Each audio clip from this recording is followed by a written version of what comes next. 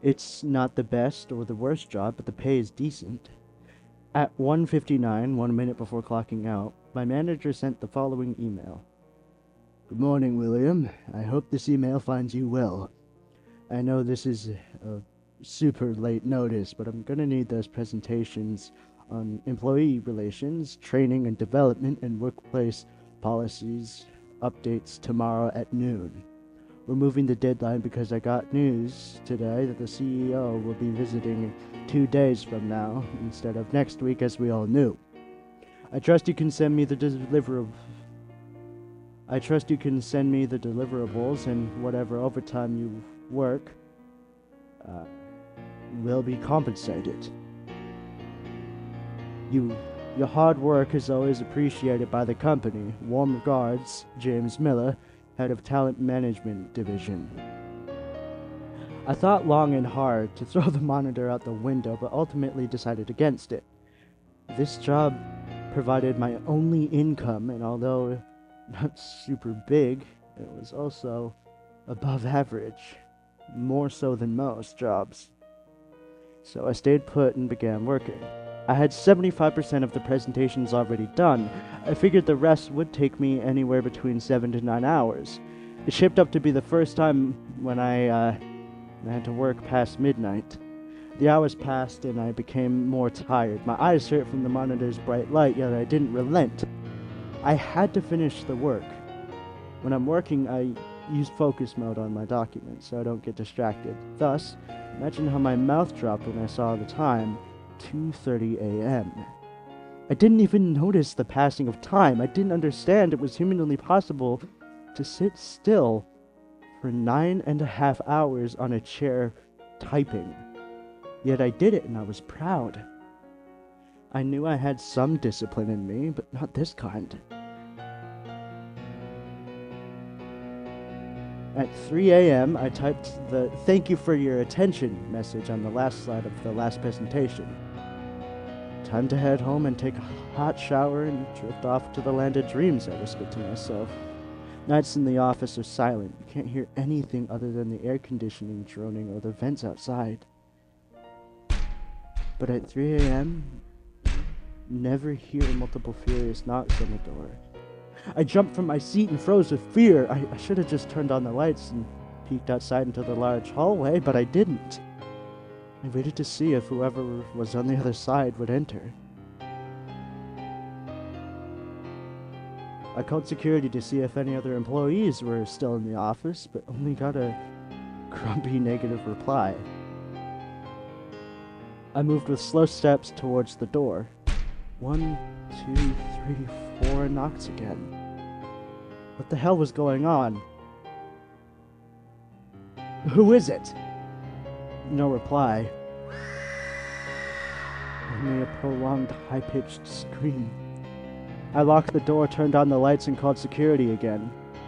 There's no one with you. Will, you're all alone now, said the security guy. The pitch of his voice had changed.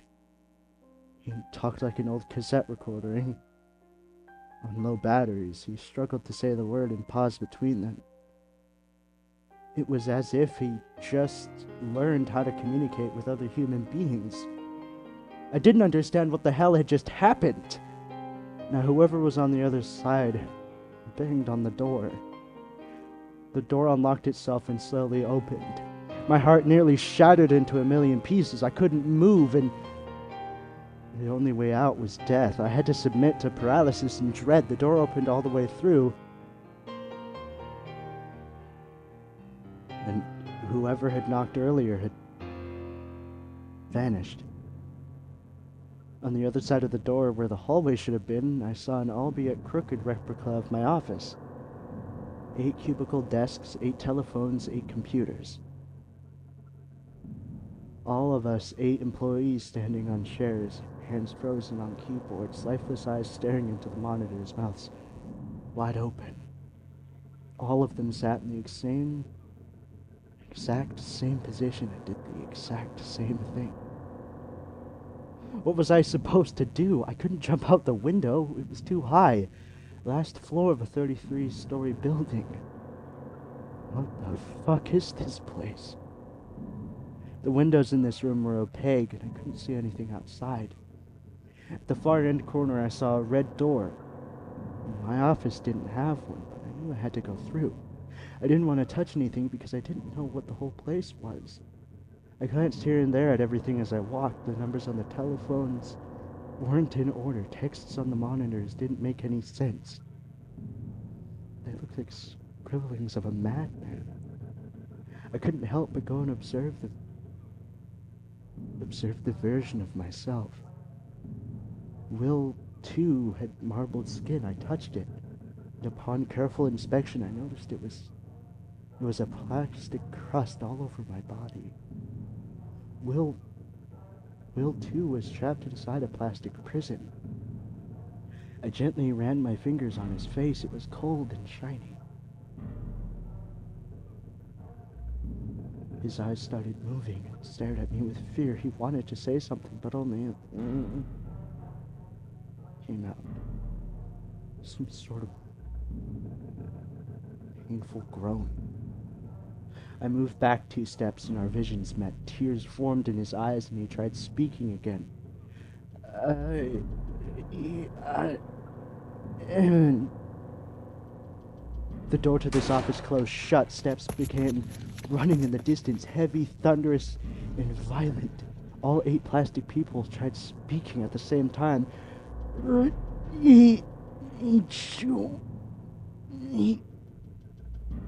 I could sense the fear under all that plastic, helpless visions of me and my other colleagues, trapped here forever and cursed. Run! He's coming, Will too said. The plastic under his lower jaw had broken and he could say the words at last. Who is coming? I asked with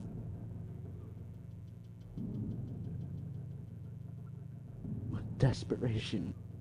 Run, he is coming. Run. Run, he's coming. He's coming. Run. Just kept repeating the same words like a broken record. Something tried getting in the office, forcing the door handle and pushed it down multiple times. I ran towards the red door, not looking back for anything in the world. After getting to the other side, I immediately turned and locked it. I managed to escape by mere seconds. Whoever forced the other door had managed to get through into the office.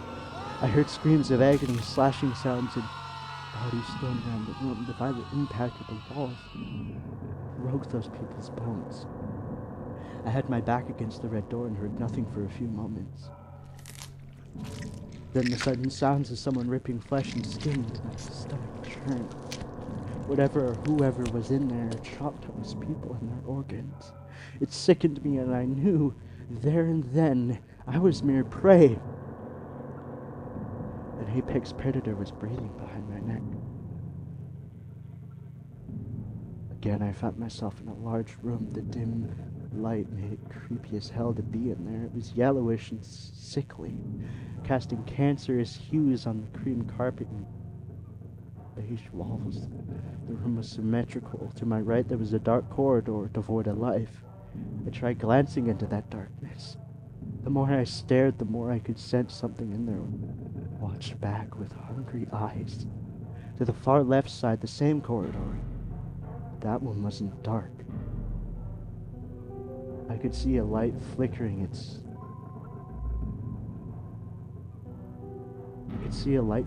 at its exit. From the darkness, acoustic music began playing, dark and haunting. It sent icicles of fear straight to my heart. The tune was sad at the same time. The musical proof for the existence of depression. What if this was a dirge, a song for the end of my life? The music stopped and it was replaced by a high-pitched shriek. Whatever that was, it certainly wasn't human. I ran as fast as I could to the other end of the room where the light flickered with more intensity. It was nerve-wracking to say the least. As I ran, I heard footsteps coming from that darkness again. I didn't dare looking back. The light flickered and flickered and flickered endlessly. The scream grew louder and more violent. Sands of time flowed faster in the hourglass.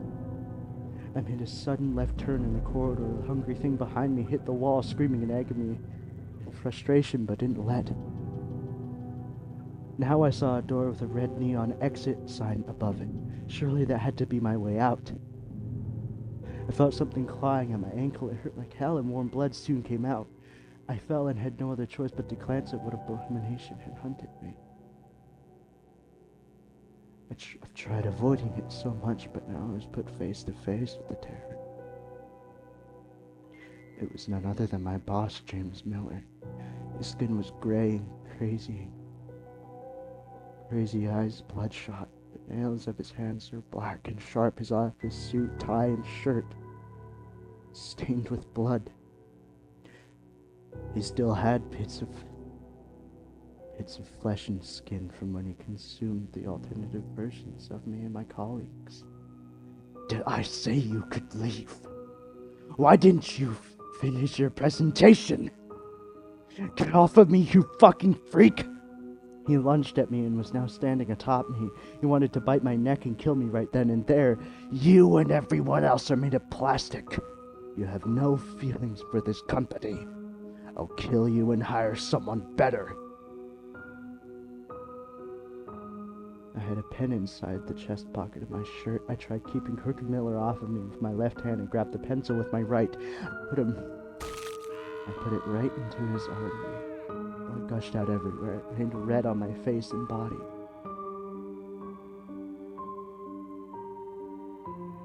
Miller felt lifeless on the floor beside me, trying to breathe but choking on the blood. His right leg twitched as his heart gave its last beat. I walked with a limp towards the door. Freedom at last. Except it wasn't. I was still in my office with the "thank you for your attention" last slide of the last presentation. The cuts on my ankles still hurt. The blood was almost black now, congealated. Before I could come to terms with what had happened, I heard someone banging violently on the office door. I answered. The security guard was just checking in. I'm still not sure what even happened, but I managed to go home immediately. I checked the clock. It was 3 a.m. again.